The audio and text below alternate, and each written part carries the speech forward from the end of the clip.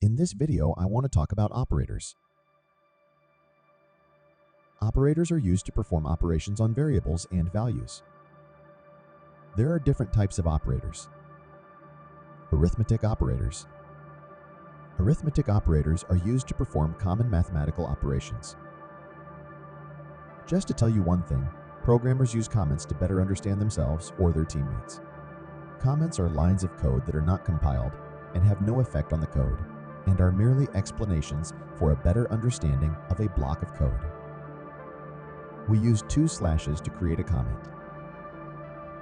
In the following, I want to give an example for each of the arithmetic operators, and for each of them, I wrote an explanation in the form of a comment. Please pause the video for a better understanding.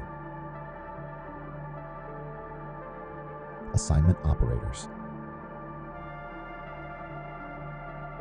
Assignment operators are used to assign values to variables. These three examples are enough to explain these types of operators. Comparison operators.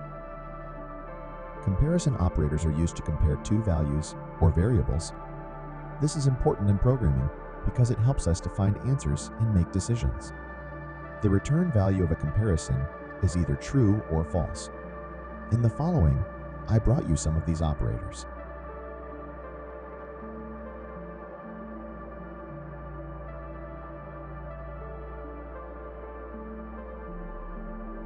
Logical operators. Let me explain this to you with an example.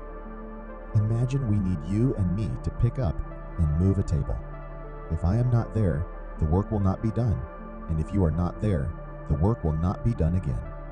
For the work to be done, both I and you must be present. Now let's take a look at the logical operator, and.